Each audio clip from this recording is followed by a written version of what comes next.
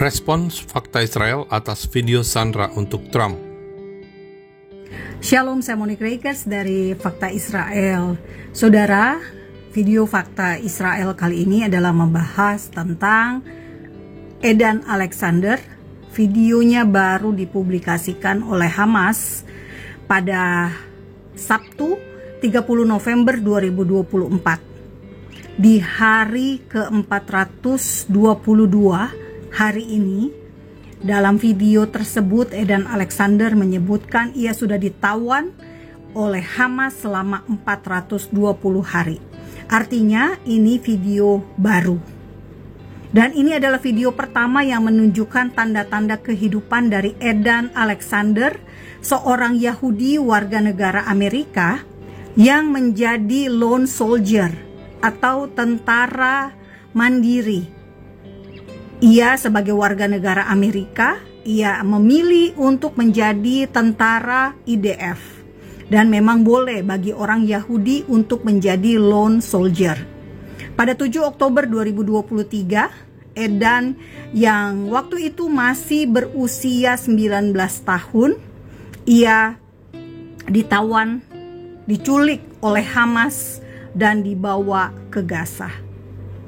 Nah, saudara,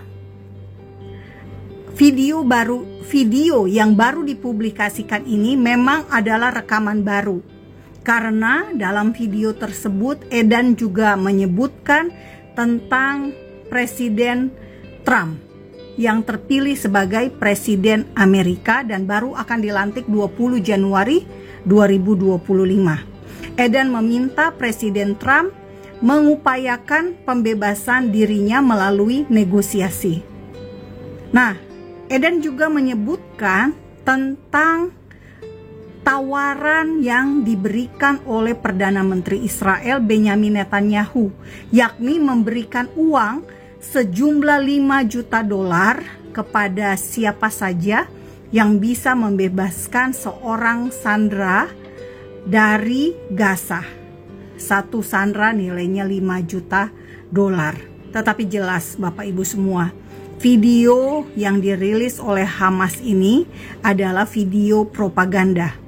Video yang ingin membuat kekacauan secara internal di dalam pemerintahan Benyamin Netanyahu.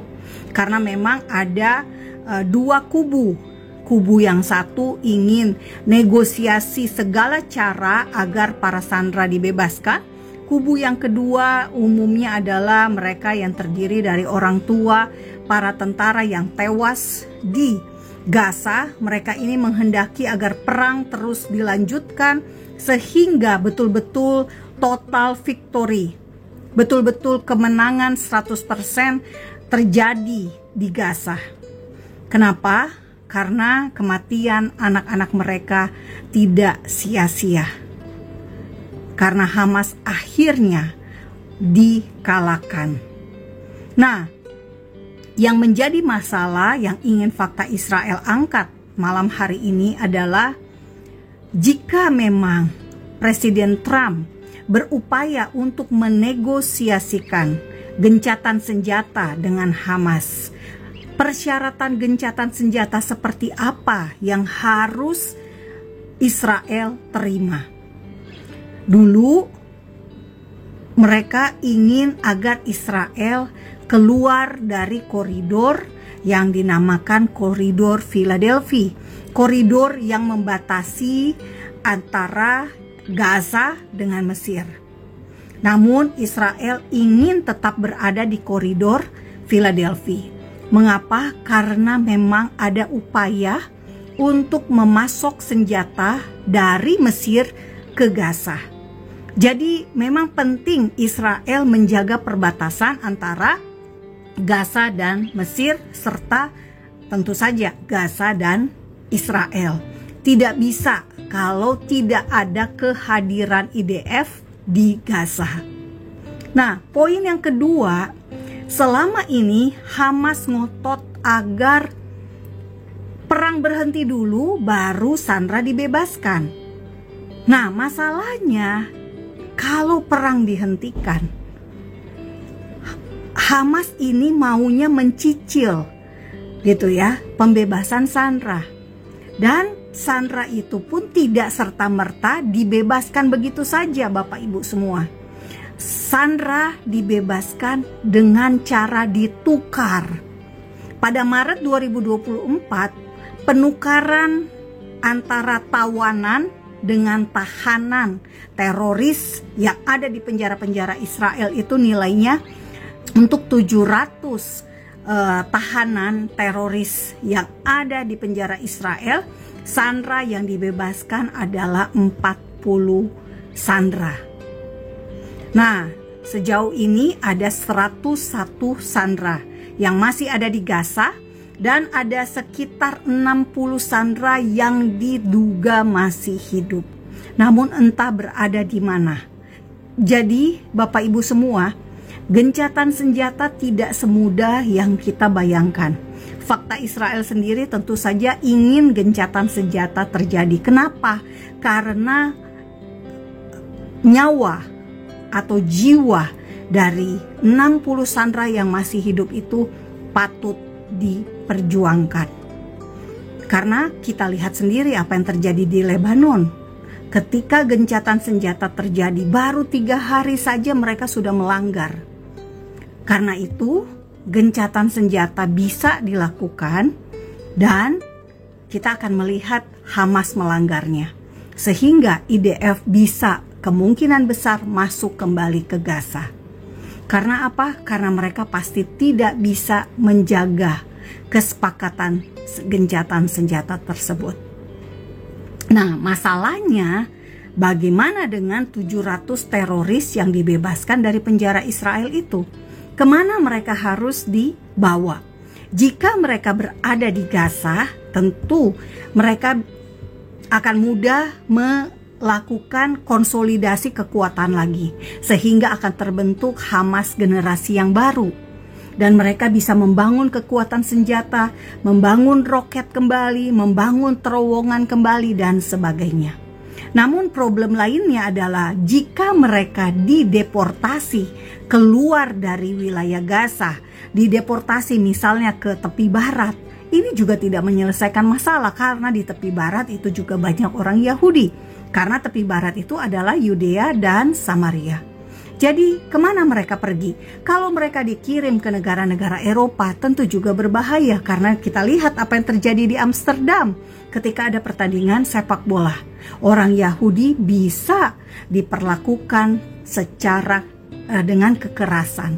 Artinya tidak ada solusi yang cukup memadai untuk memastikan para tahanan ini, tahanan teroris ini jika dibebaskan mereka akan baik-baik saja. Dalam arti mereka tidak melakukan kekerasan lagi. Jadi kemungkinan besar jika mereka dibebaskan, menurut fakta Israel, yang paling baik adalah mereka dibebaskan dan menjadi orang di Gaza dengan pengawalan dari pasukan IDF tentu saja, dan juga dari pasukan perdamaian mungkin yang bisa dipercaya, misalnya dari Amerika dan dari Uni Emirat Arab. Saudara, fakta Israel tentu sangat berharap Trump memberikan tekanan tambahan kepada Hamas, bukan melunak kepada Hamas, karena ingat sekali lagi, ini adalah negosiasi dengan teroris, bukan dengan orang biasa. Teroris tujuannya selalu menggunakan kekerasan untuk mencapai tujuan mereka. Itulah terorisme. Teroris selalu berusaha agar tujuan mereka tercapai apapun cara yang harus mereka tempuh, termasuk dengan membunuh warga sipil, termasuk dengan menyandra. Bayangin Bapak Ibu semua, 422 hari mereka menyandra, termasuk ada 2 anak kecil, Kfir Bibas dan kakaknya Ariel Bibas. Fakta Israel juga ingin menampilkan satu cuplikan video, yakni ketika orang tua dari Edan Alexander bertemu dengan, waktu itu Trump belum terpilih, dengan kandidat Donald Trump, yang bersama-sama berziarah ke makam Rabbi Rebbe Lubavitch namanya Menahem Mendel Schneerson. Nah, mereka di sana pada 8 Oktober 2024 berdoa untuk pembebasan Sandra. Dan ternyata 2 bulan kemudian diketahui Edan Alexander masih hidup. Fakta Israel ingin menutup video ini dengan satu ayat dari Yesaya 5 ayat 20. Bunyinya demikian. Celakalah mereka yang menyebutkan kejahatan itu baik dan kebaikan itu jahat, yang mengubah kegelapan menjadi terang dan terang menjadi kegelapan, yang mengubah pahit menjadi manis dan manis menjadi pahit. Bapak Ibu semua, kita harus berpihak pada kebenaran. Kita tidak berpihak pada kejahatan. Dan kita harus menegaskan posisi kita bahwa kita berada di pihak orang-orang yang berjuang untuk kebenaran, bukan untuk prestasi, kejahatan, kekerasan, apalagi terorisme. Jadi, jangan pernah malu untuk mendukung Israel, karena Israel melawan terorisme.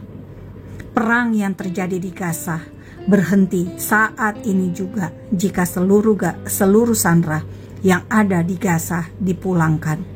Namun buktinya, meski dikasih uang, meski sudah dijanjikan mereka boleh punya akses keluar dari Gaza, punya kehidupan yang bebas, ternyata tidak ada satupun yang memberikan informasi yang signifikan. Karena itu, kita mungkin mau berpikir bahwa orang-orang di Gaza itu baik. Tetapi sayangnya sampai hari ini, tidak ada sumber informasi yang bisa digunakan oleh IDF untuk membebaskan para sandera. Dan juga perlu fakta Israel tekankan, kita boleh saja kita menganggap semua warga Gaza itu tidak bersalah, tetapi buktinya sampai hari ini tidak ada satupun orang di Gaza yang mau memberikan informasi tentang sandera, padahal ada 101 sandera yang masih ditawan di Gaza. Dan pada 7 Oktober 2023, semua warga Gaza yang kita bisa lihat dalam video-video, mereka bersuka cita, mereka bergembira melihat kekerasan, melihat orang-orang Israel itu ditawan, diculik, dibawa ke Gaza. Lalu mendadak mereka menjadi baik ketika ada wartawan Israel datang membawa kamera. Bisa saja ini adalah sandiwara, bisa saja ini adalah upaya untuk mengubah, memoles citra. Syukur kalau memang mereka asalnya baik. Karena itu kita bisa melihat, menilai dari apa yang akan mereka lakukan. Pohon dinilai dari buahnya. Nah, buahnya apa?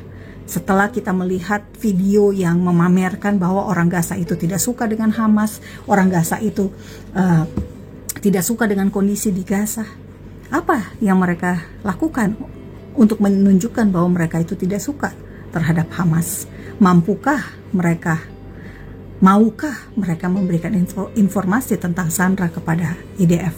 Maukah mereka, bersediakah mereka untuk menolong Israel? Itu saja harapan dari fakta Israel, agar masih ada orang Gaza yang betul-betul mencintai kebenaran dan orang Gaza yang betul-betul pro kemanusiaan. Karena apa? Orang Yahudi pun manusia juga. Terima kasih sekali lagi. Perang yang terjadi adalah perang melawan terorisme. Kita tidak berpihak pada teroris. Kita berpihak pada kebenaran. Dan kita berpihak pada korban yang saat ini masih ada di Gaza, 101 orang. Salam damai dari fakta Israel. Damai hanya bisa tanpa teroris. Saya Monique Rakers.